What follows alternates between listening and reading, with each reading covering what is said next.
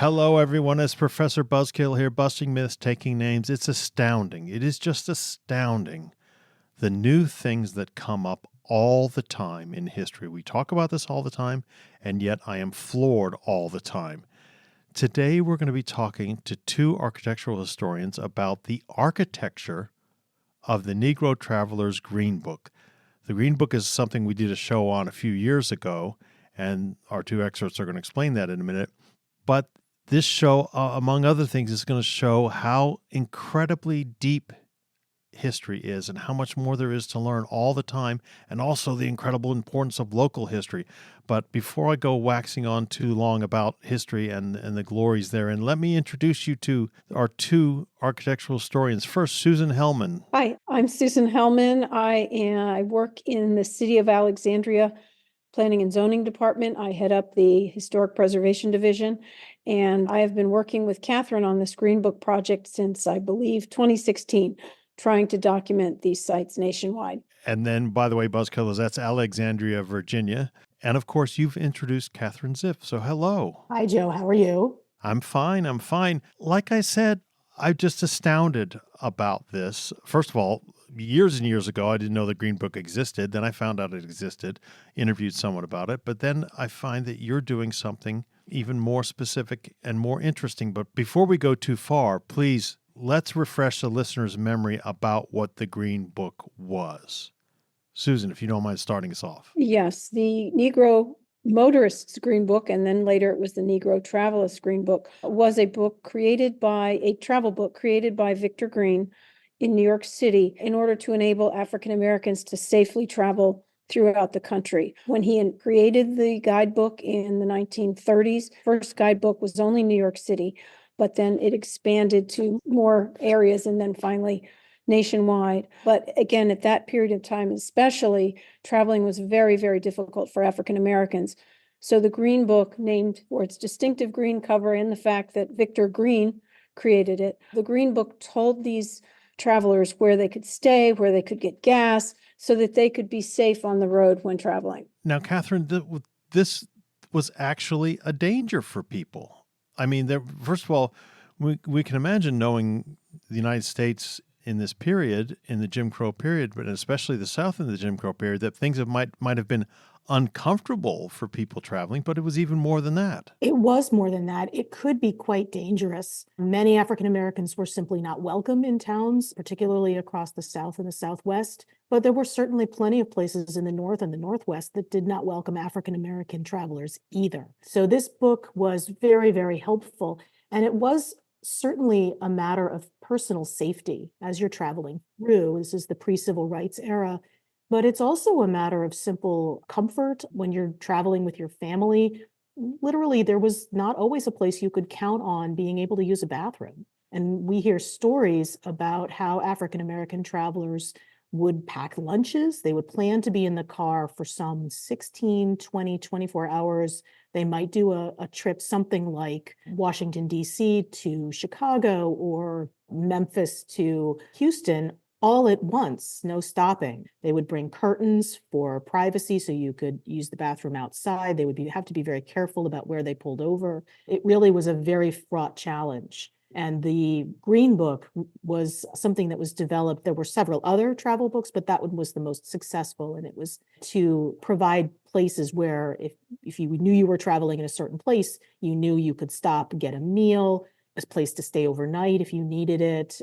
There's all sorts of listings in the Green Book. And if this sounds to buzzkillers something like out of apartheid South Africa, that's because it was like something out of apartheid South Africa. Susan, what were these? The Green Book listed sites, places to stop for whatever reason. So what were the sites? Were they parks, rest areas? I always think of them as just hotels, but there's a lot more in the book, in the books, plural, I should say. Yes, that's true. We do think immediately of, it's probably lodging. And quite frankly, At least in Virginia, about a third of the sites were lodging, but the other sites are gas stations, nightclubs, casinos, barbershops, beauty parlors, tourist homes, taxis. Some cities told you where you could get a taxi, campgrounds.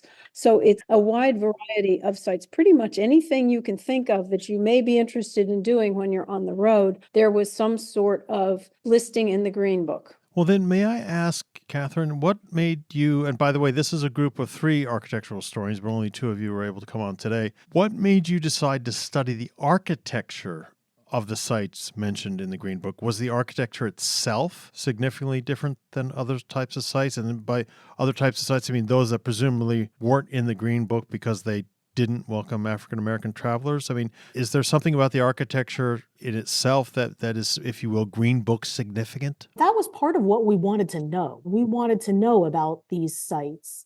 The project that we are working on is a larger database project, which I'm sure you'll link to. And our goal is to document the state of every listing that was ever listed in any of the Green Books. The Green Books were in publication from 1937 up to 1967, and we estimate that there are some 15,000 sites that were listed over the course of the run in eventually all 50 states. And there were listings, some listings in Europe, some listings in Mexico, some in Canada. To be honest, we probably won't get to those, but we're very curious about the ones in the United States. The project came about and I laugh about this because it's sort of a typical snowball spectacularly kind of situation. At the time when we first began, I was writing for the Providence Journal. I wrote a monthly column. And I always had what I call my back pocket ideas, because when you write a monthly column, you have to come up with something to write about each month, not dissimilar from a podcast. And I had seen and noticed the Schomburg Center at the New York Public Library had digitized their copies of the Green Book. And I saw the note for that. I don't know about everybody else, but I'm on about 1 million listservs, so I get a lot of email. And I looked at them. One of my columns was coming around, and I looked up just one particular site in Providence. And that was really kind of what I think started the ball rolling. I looked at the M.A. Green tourist home. I didn't really know what a tourist home was. It's like today, like a bed and breakfast kind of a thing. You stay in somebody's house. But I put my good old-fashioned architectural history training to good use, and I went and I looked at the census, and there was Martha A. Green on the census with her daughter, also named Martha Green, and a bunch of other people living in the house. And there was the house, and I looked them up in most towns have what are called directories, which are basically phone books. And so I looked her up in that, and I did a little bit of work on the who owned the property, and I wrote a little column about it, and it was quite fascinating. I was lucky that the site I had chosen was still in existence, so I was able to visit it. That was just a happenstance, because it turns out that half of the sites in Rhode Island have been demolished. So I went looking, and I wrote it, and honestly, I didn't think much of it, but it was our third partner, Anne, who said, there's something here, and we should really keep looking at these sites and see what we can learn about them. And Anne is the one who really gets credit for jumpstarting this larger database project. Poor Susan here just got roped in because she's a good friend of ours, and we think she's good at what she does, and she was in Virginia. So it started small, but we got very interested in it.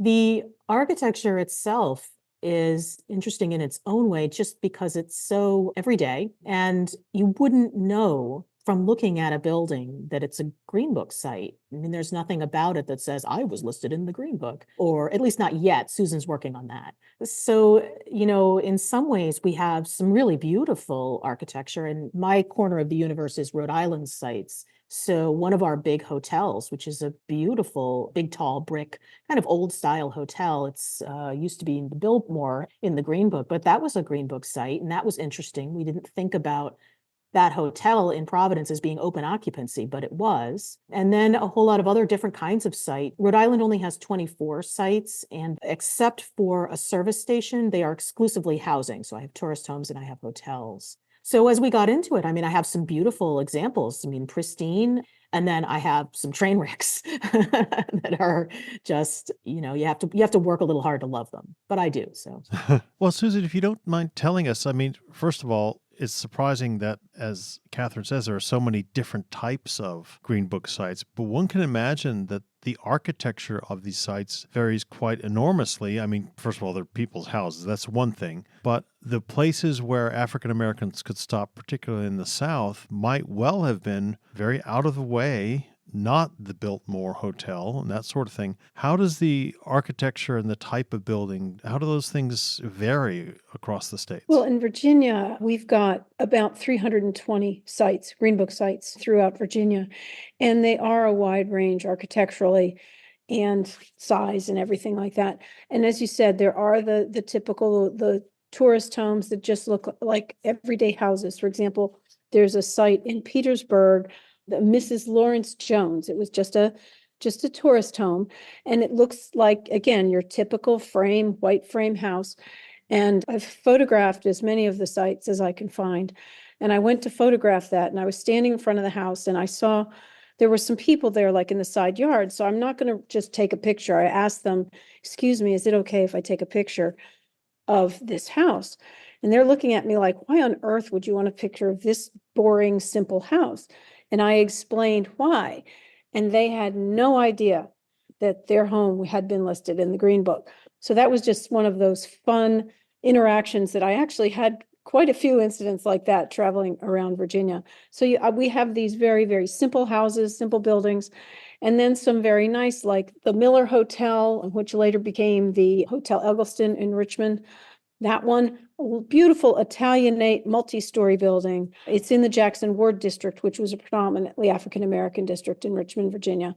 And you would look at that and you wouldn't necessarily right off say, "Oh, that must have been in the Green Book." And as a similar Hotel Dumas in Roanoke, again, a very lovely multi-story brick building, beautiful condition. And again, that's another one where you look at it and think, but that was in, again, an African-American section of town. So whereas it did have beautiful architecture, it wouldn't necessarily look like, "Oh yeah, that's where the African Americans would stay." So again, Virginia has a very wide range of styles and types and conditions of Green Book sites. Now, you say that someone might look at a very fancy, architecturally beautiful hotel and say, "Well, that's not something that would be in the Green Book." I think, is that because of the general assumption that people have that Green Book sites must have been run down and backward and sort of almost places of where you could stay out of desperation and they wouldn't be fancy at all?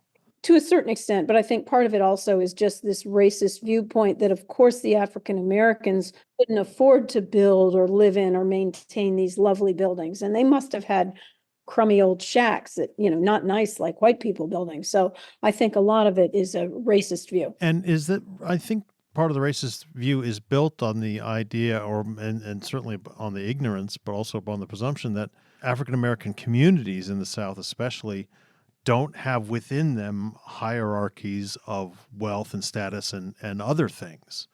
So this must be a reflection of that as well. True. And also, though, it is difficult to gauge things like that. One of my pet peeves in Virginia is the urban renewal that went on in the 60s and 70s, which architectural historian Vincent Scully referred to as urban removal.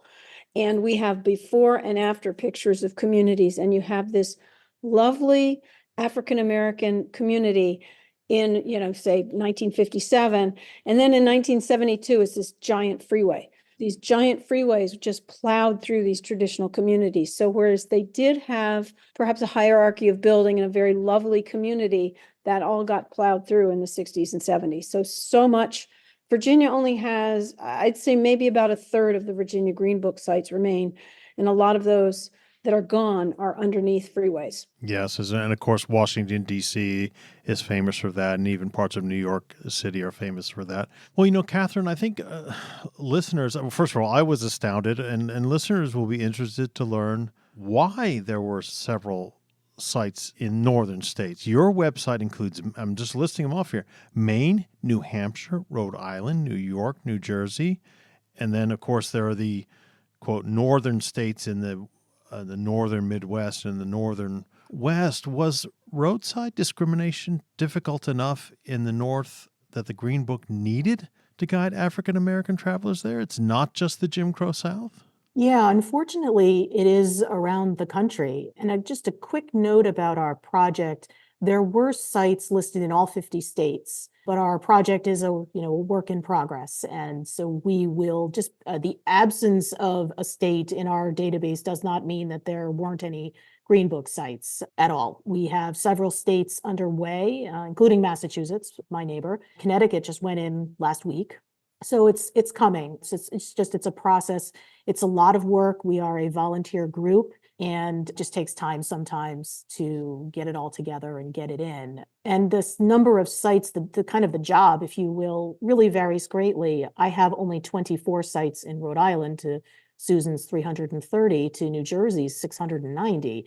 So it's a really very different task for me than it is for others in other places. And we feel very lucky that we've had the team that we've had working really, again, volunteer a lot of times on top of other jobs. We have a lot of researchers working for state historic preservation offices or consultants, and they're doing this as extra on top of their workload. So we're really quite grateful that we have as much in our database as we do. But in the North, there were a lot of problems prior to the Civil Rights Act. And in Rhode Island, many people are shocked to hear that we had some KKK activity in Rhode Island. Massachusetts did too. Connecticut did as well. So it was not a guarantee that you could travel safely if you were an African-American person prior to the civil rights in the North. That was not a given. At the same time, what we find when we look at the data are some interesting trends that suggest something about travel. So for example, again, going back to Rhode Island, I only have sites in Providence and Newport. I have nowhere else in the state. But surely there were other places in the state that welcomed African Americans. They're just not in the Green Book. So it's just, we learn a lot, as opposed to, say, Arkansas, where all the Green Book sites are along the major highways, or in Mississippi, where they follow the jazz circuit. Oh, that's interesting. Yeah. Yeah. So we learn a lot about African American travel and what the patterns were. Each time we really look at it, something new comes about. And that's really the value, I think, of our project. I mean, certainly the local details, I think, are important and interesting, but the local details are also the things that kind of provide a larger insight into how this all operated. Okay, well, let's talk then about the sites themselves. Now, obviously, this is an audio podcast. We will put as much as we can on the blog post for this podcast so people can go see the sites themselves. But if you don't mind, Susan, start us off with Virginia. Tell us about some sites and describe them, and tell us why they were Green Book sites, if we know, and why you think they're particularly good for preservation, but also to have as part of the project. Catherine earlier mentioned local context and local things. And I found that in Virginia, so many of the local, basically special collections libraries, historical societies, groups like that have been enormously helpful. And also our website itself has been helpful. For example, there is a site in the town Tappahannock, Virginia. Tappahannock is sort of down near the northern neck where there's water. And there was a site called Harris's Grill in Tappahannock. And it's a very modest building, white frame building, front gable. And, it's nothing exciting, nothing special, but it's on our website. And I wasn't sure that I had, when I was first putting everything together, I wasn't sure that I had the correct address, that I had the correct building. I wasn't positive. I thought I did, but I wasn't. So it's on the website, and I get an email from the grandson of Mr. Harris, Thomas Harris, who ran the grill. And the grandson told me, yes, you have the correct building. He gave me the history of the building. He told me about his grandfather and how he ran it, and how somebody with the same first and last name had a different property that was nearby, but not the one in the Green Book. And they're related to the other site in Tappahannock, the McGuire Inn, which is also listed in the Green Book. But what to me was so fascinating about the Harris's Grill is that the gentleman who contacted me is a professional chef. Then kind of at the other end of the spectrum In Roanoke, there is a building called the Hotel Dumas. It was built about 1916, 1917, and a very nice multi-story brick building. And it was in a traditional African-American community in Roanoke. And it was right across the street from a jazz club, sort of a nightclub, the Morocco nightclub. And some of the performers stayed at Hotel Dumas. And it was like Duke Ellington, Count Basie, Fats Waller, Cab Calloway, all these, even Dizzy Gillespie, the Harlem Globetrotters even. So just really interesting. And it was redeveloped in 2007. Total Action Against Poverty redeveloped it because, of course, in the 60s and 70s, urban renewal kind of decimated this area of town. The hotel was vacant for many years. But it was renovated by Total Action Against Poverty, and it's now an arts center. And it's a contributing structure to the Henry Street National Register Historic District. So it's got this really fun history. It's made it. It's still there. So many sites in Virginia were gone. It's so fun when I drive up and I see, oh, it's still there. Is there a difference in Virginia between the preservation of urban sites versus the preservation of rural sites? Now, I don't want to assume that people consciously preserve places because they were in the Green Book, but I just wonder, urban renewal being such a sweeping through cities like a broom and destroying everything, it might be harder to find urban places than it is to find rural places. Although, on the other hand, rural places might just as easily get bought and bulldozed. Was there any difference? Is there any difference while you're working through these things and trying to find them? Is it easier to find rural places? Not really. One problem I honestly haven't found all of the sites yet.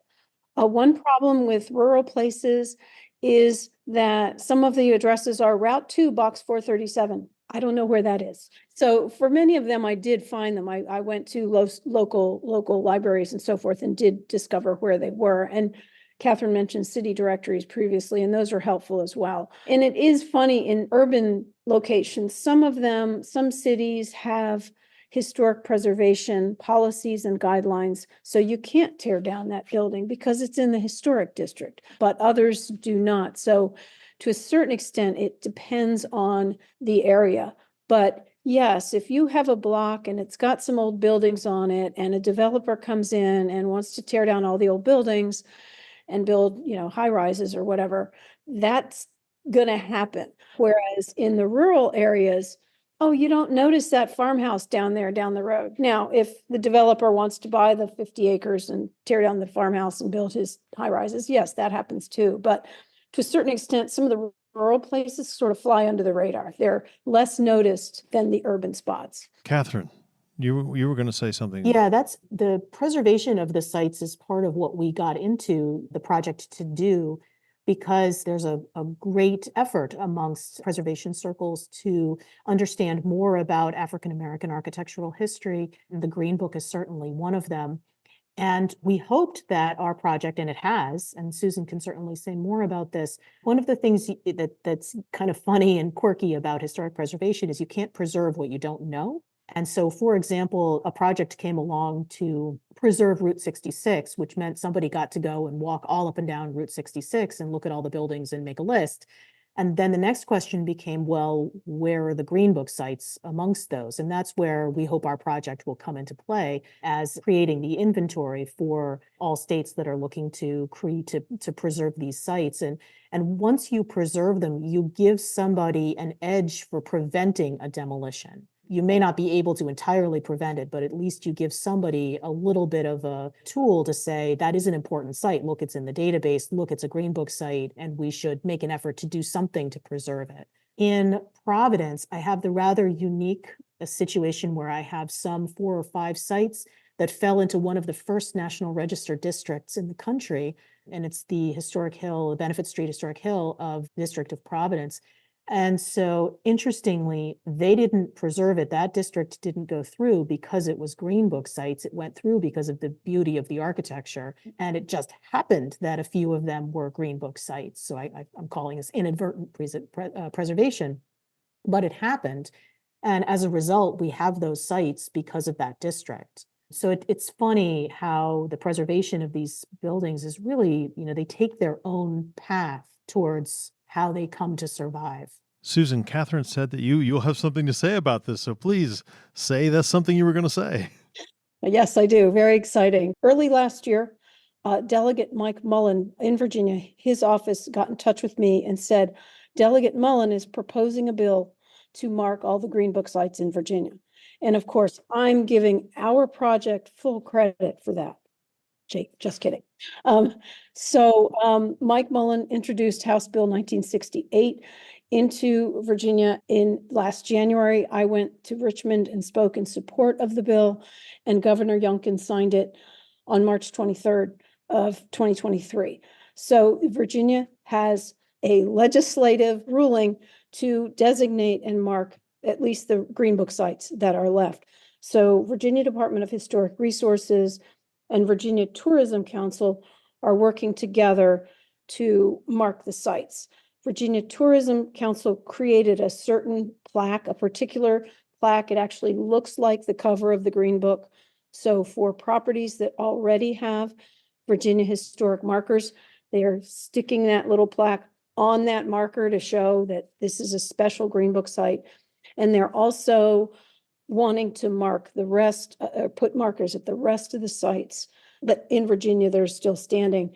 And they sent out a multiple property documentation request for proposals to specifically study and document these sites and upload all of the information into Virginia's database, into their historic preservation database.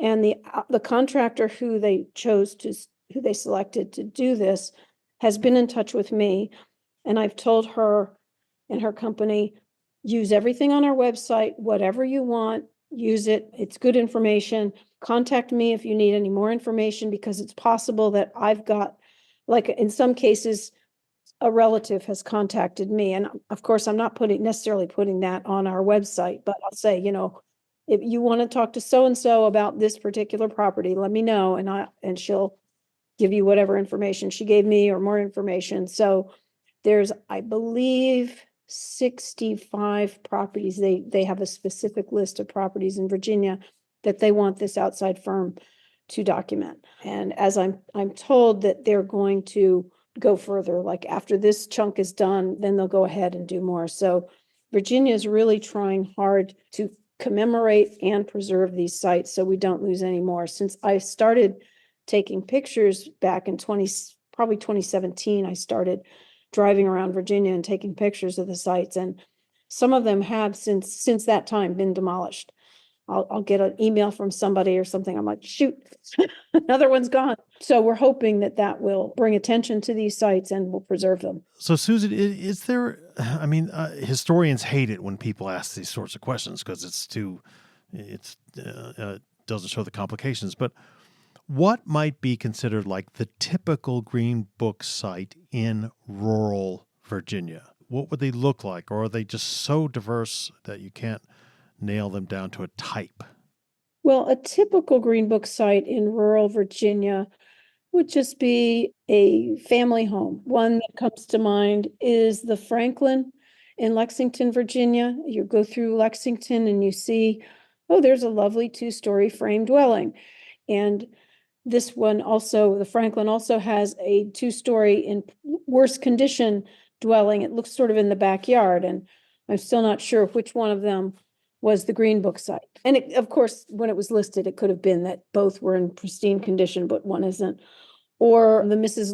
Lawrence Jones house in Petersburg, which is the one where somebody gave me permission to take a picture of the house.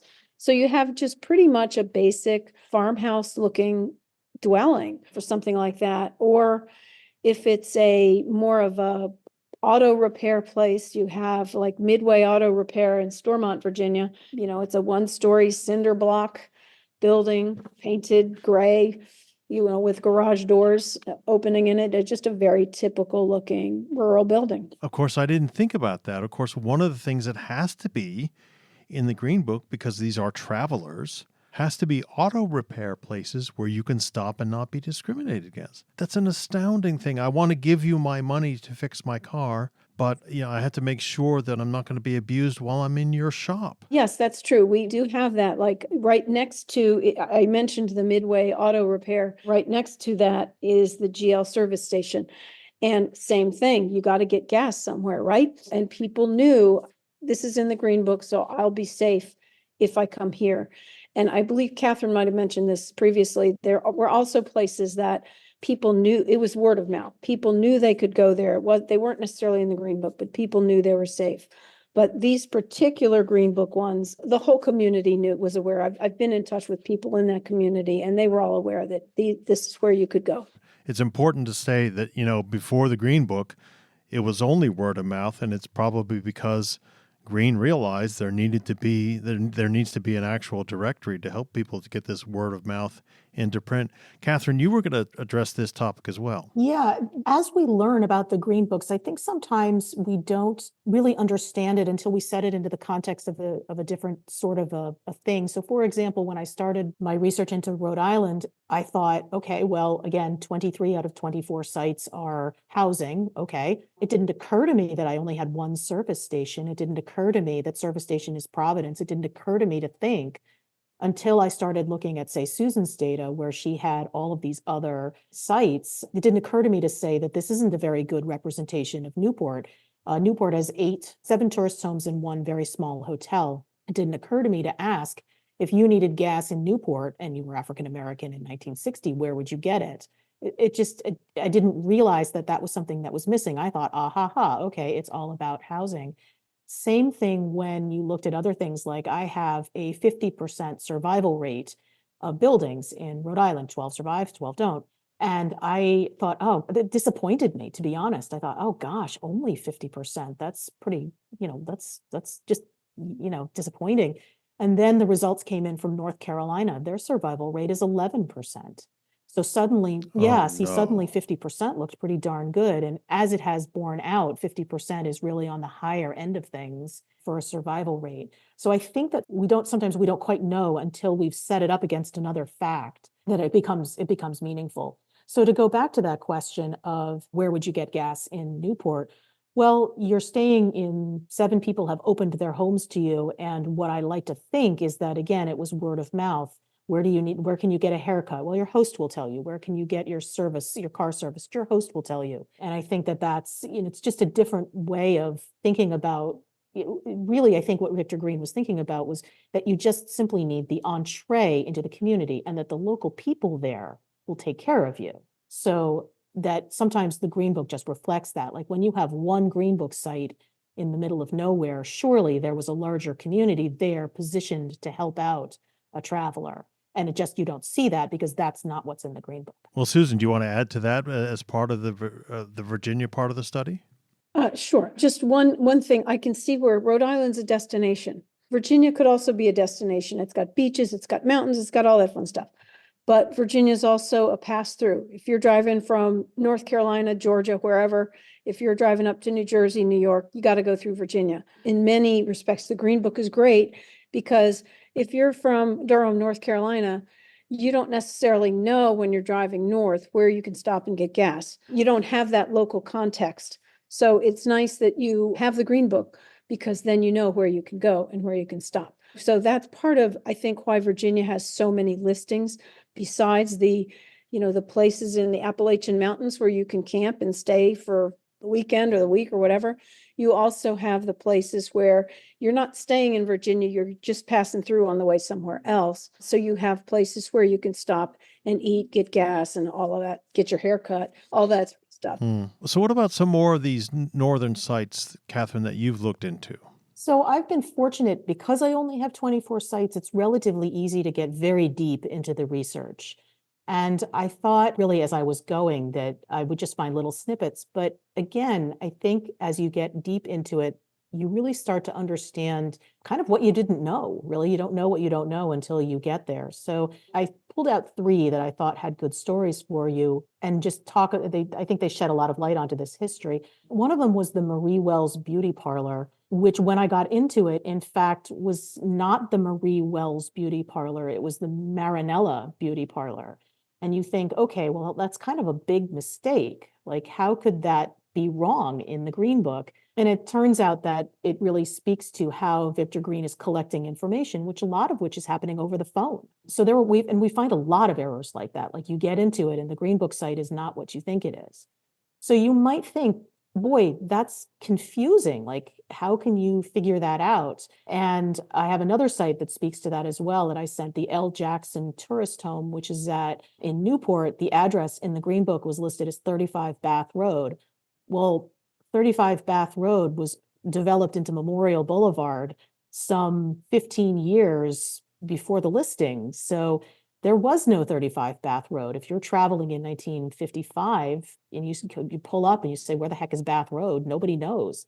But that listing continued. It was the longest listing in Newport, and that listing continued, and they must have found their way. Visitors must have been able to find their way.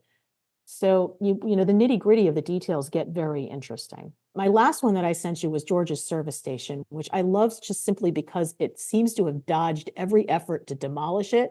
When I went out there, it's in a place called Olneyville, which is in Providence. It's one of the sort of smaller communities of Providence. And I went out there and I thought, oh, there's no way this is going to be here. But sure enough, I ducked under Route 6 and around Route 10, and there it was by the side of the highway, wedged in between the highway itself and the entrance ramp. And it's one of those buildings you have to struggle to love. I've sent you an image, so I know your audience can look at it online. But it's there's a kernel of it in the middle here, but it's got a storefront that's been added. It's got sheds and things that have been added, and of course, it's a service station. So it's a utilitarian space. Like really think about the last time you pulled up into a garage that it didn't have, just a million different sheds and, workspaces. It's workspace, and it really looks it. So I'm very fond of George's. Every time, I think it's my favorite Rhode Island Green Book site. Every time somebody asks me, which is your favorite? I think it's George's. I really do. Well, let me ask you this question. There are countless Underground Railroad stops in the country, and I'm putting Underground Railroad stops in quotation marks, buzzkillers, because all historians actually know that there were very few to begin with, but also that the Underground Railroad stops, or where this is a stop on the Underground Railroad or whatever, is almost always just an urban legend. It's almost never the case, except it's a very, very common thing to see in this part of the country. It's very common to hear these things called Underground Railroad stops. And they got recognized, or at least if not formally, then informally. When did the Green Book sites start to become recognized? Because in many ways, they're like Underground Railroad stops. They're almost as important. But these are actually legitimate. But I mean, I'm sure no one in the 70s, 80s, and maybe early 90s thought, well, we should recognize this. When was it when the scholarship started to come out about this that people paid attention, Catherine? So I think that really the digitization project that the Schomburg said to put these online really kickstarted the whole interest into the Green Book. I had never known anything about the Green Book. I'm a white scholar. There would have been no reason for me to know anything about the Green Book. I travel just fine through the landscape. So I don't have that need. But when I speak to people and I go into the communities, they all remember using the Green Book. And I've often asked, because I've actually never seen an original Green Book. And I've asked the audience, oh, do you still have your Green Book? And they say, oh no, we threw them out. And think about the last time you kept, I don't know, your AAA guide or your, Rick Steves guide. Like, you just don't keep those from year to year. So every time a new one came up, everybody pitched the old one. And then I heard every time when the Civil Rights Act was passed, they thought, oh, we won't ever need these anymore, and they threw them out. So the actual documents themselves are very, very ephemeral. The only way that a Green Book site is a Green Book site is by looking in the Green Book. And I have a good story of what that really means. One of the sites in Newport, the Berry House, it's 42 Division Street. And I was researching it, and I thought to myself, I know this site. Why do I know this site? And it's not because I've climbed around Newport for 20 years of my career. And it finally dawned on me 3 years prior to researching this site, I had been working with a student at Roger Williams to research the colonial history of that site. And I had asked her to do what's called a chain of title, which is to basically research everybody who owned the building. And we'd researched the very people that I was looking at for the Green Book, same people, there they were in her history. But there was nothing about it being a Green Book site. Just nothing. And I was really bowled over by the fact that again, this history, if we don't do something to mark these sites in some way, shape, or form, you'll never know except by looking at the Green Book site. Green Book sites, they're so varied. It's not like you can look at them like today, people like Susan and I can look at a building and say that dates to 1884 because we're trained to look at it, or that's the Taj Maria block that was used in 1960, right? And we know these things, but there's no way to do that. There's nothing architectural or about them. It's all social history, which is not present in the landscape. There's no way to mark it. So I think that these sites become very important to understand as markers of social history, as markers of a history that is long buried, needs to be really brought forth. And so the projects that, certainly our project, but also the efforts in Virginia to mark these sites, I think are really very important. This is cutting edge. Virginia is the first state to create a marker program for it. Green Book sites. And you're correct that these will all be authentic Green Book sites as opposed to the Underground Railroad. It's a good question. It's a good analogy. So, Susan, what are these markers like? I mean, we most Americans know what the big historical markers look like. The ones on the side of the road are white and they're in a certain shape and all that. The ones on sides of houses are slightly different. But what do these look like, the markers themselves? These actually look much like the cover of a Green Book. Virginia Tourism Council designed them. There may be, I'm going to say 10 inches tall by, say, maybe 5 inches wide. And they're on the pole, they're on the support pole that is holding the historic marker. So you'll have your regular historic marker that what looks like the silver thing with the black writing. And then below it on the pole is this, again, it's about 5 by 10 inch rectangular thing that's green with black print, and it looks very much like the cover of a Green Book. There is one that has been installed, that was installed last October at the Bayshore, the site of the Bayshore Hotel in Buckrow Beach, Virginia, which is in Hampton. There was a large ceremony. The governor was there. Mike Mullen, who had created the legislation to mark these sites, was there, and all sorts of people. And that is the first one that has been installed. And then there are 2 more in planning stage, and they will be adding again to the rest of the sites. So it looks like a little Green Book right on the signpost. Now, is there a case, and maybe this is illogical, or maybe it's determined to be a Green Book site, then it gets a historical marker, but the historic markers are big. The Green Book sites are smaller. They're a little bit larger than an actual Green Book. But is there an argument to be made that there need to be more Green Book markers, even if the house in itself isn't, or the place in itself doesn't deserve a historical marker? It could get a Green Book marker? Yes, actually, that's what Virginia Department of Historic Resources is working to do.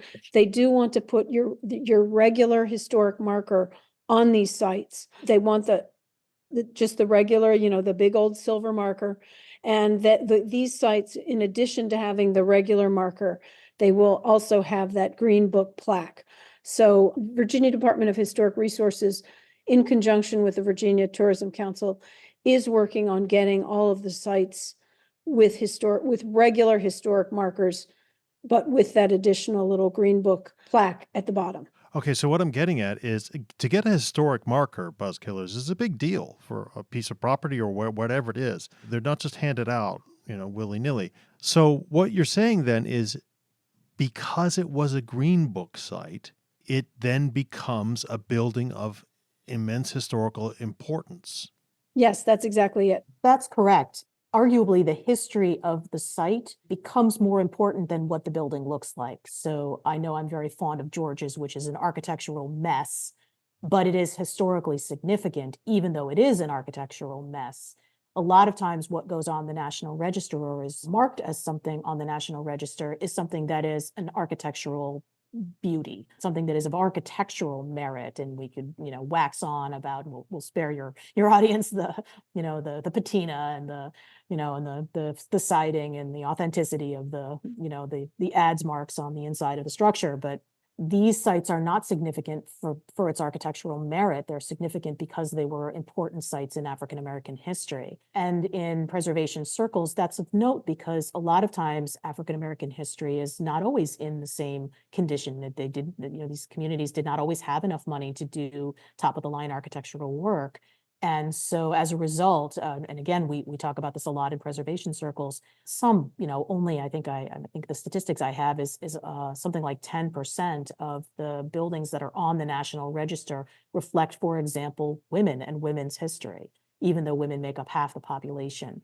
So what's really remarkable about what Virginia is doing is, for the first time, they're privileging the social history of the building over what's actually architecturally in front of them. And that's a really quite remarkable thing in preservation. Yes, that is amazing. That is absolutely amazing. Well, I think what you've shown us, Susan and Catherine, is, the importance of local history. All this kind of stuff gets overlooked in the History Channel and movies and stuff like that. It's all about wars or big political events, almost all of it anyway. The work in local history is absolutely essential, and a ton more needs to be done. There's a lot of stuff in the archives and in various records that hasn't been analyzed as well as it should be. So it just remains for me to say thank you so much for coming on the show, Susan.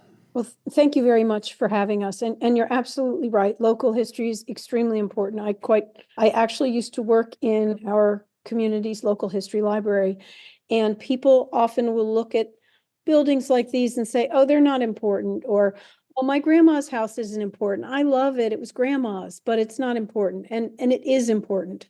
And if it weren't for some of these local history collections, I would not have as much information on many of these Green Book sites as I have, just going into the community, getting local history information, meeting with family members.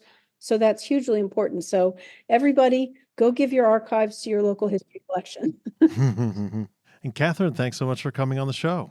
Thanks so much. I mean, this is such an important topic, and we're really delighted to be able to share it with your audience.